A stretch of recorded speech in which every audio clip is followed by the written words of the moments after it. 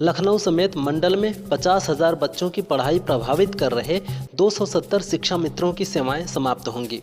शिक्षा महानिदेशक कंचन वर्मा ने इस संबंध में आदेश जारी कर अधिकारियों को कार्रवाई के आदेश दिए हैं। जांच में पता चला था कि ये शिक्षा मित्र अवैतनिक अवकाश लेकर पढ़ाई के बजाय दूसरे काम में लगे थे।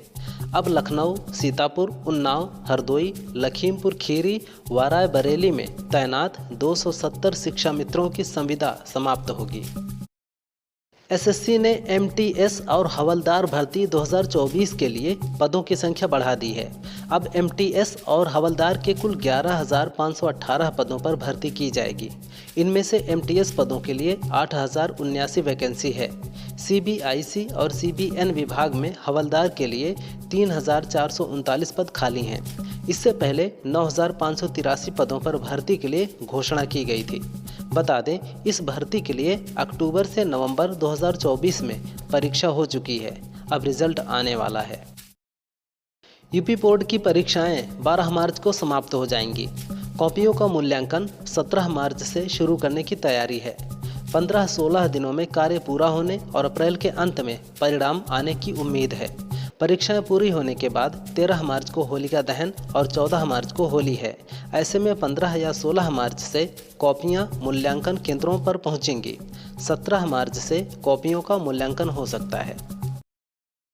अमेरिकी संसद को संबोधित करते हुए डोनाल्ड ट्रंप ने कहा, हमने संघीय सरकार, निजी क्षेत्र और सेना में तथाकथित विविधता, समानता और समावेशन नीतियों की तानाशाही खत्म कर दी है।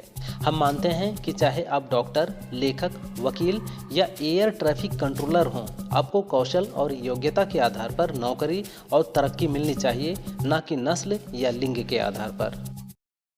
मायावती ने भाई आनंद कुमार को नेशनल कोऑर्डिनेटर पद से हटा दिया है। 2 दिन पहले ही उन्हें ये पद दिया गया था। हालांकि वह राष्ट्रीय उपाध्यक्ष बने रहेंगे। नेशनल कोऑर्डिनेटर पद अब रणधीर बेनीवाल को दिया गया है। बता दें कि आनंद कुमार आकाश आनंद के पिता हैं, जिन्हें मायावती ने पार्टी से ही बाहर निकाल दिया है। यूपी में कांग्रेस विधानमंडल दल की नेता आराधना मिश्रा ने मंगलवार को सरकार से विधायकों के वेतन को महंगाई सूचकांक से जोड़ने और उनकी निधि में 2 करोड़ रुपए का इजाफा करने की मांग की है। उन्होंने कहा, महंगाई बढ़ रही है। विधायक निधि से जो 1 किलोमीटर लंबी सड़क 20 या 30 लाख में बनती थी, अब 40 या 50 लाख में बन रही है। ऐसे में निधि 2 करोड़ बढ़ाकर 7 करोड़ रुपए कर दी जाए। साथ ही प्रत्येक विधायक को 200 हैंड पंप आवंटित किए जाएं।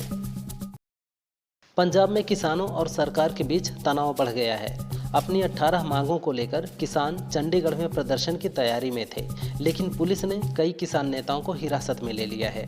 चंडीगढ़ की सीमाओं पर पुलिस का सख्त पहरा और बैरिकेडिंग है। किसानों की रणनीति थी कि चंडीगढ़ में 1 सप्ताह का धरना दिया जाए। सीएम भगवंत मान का कहना है कि पंजाब को धरना राज्य नहीं बनाना है। सीएम योगी ने सपा और सपा विधायक अबू आजमी पर निशाना साधा है। उन्होंने कहा कि औरंगजेब क्रूर शासक था। सपा को उसी औरंगजेब पर गर्व है। इस्लामीकरण करने वाला इनका आदर्श है। सपा के लोग राम और कृष्ण को नहीं मानते। सपा लोहिया के विचारों से कोसों दूर है। सपा का अपने विधायक पर नियंत्रण नहीं है। उस कमबख्त को पार्टी से निकालिए या यूपी भेज दीजिए।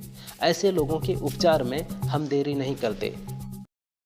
विधानसभा में सीएम योगी ने प्रयागराज महाकुंभ की चर्चा करते हुए बताया कि कैसे एक नाविक ने 45 दिनों के दौरान 30 करोड़ रुपए की कमाई की। सीएम ने कहा कि सपा इसमें ज़्यादा चर्चा कर रही थी कि नाविकों का शोषण हो रहा है, लेकिन एक नाविक परिवार जिनके पास 130 नौका थी, 45 दिनों की अवधि में इन लोगों ने 30 करोड़ रुपए की शुद्ध बचत की है। एक नाव ने 45 दिनों में 23 लाख रुपए की बचत की।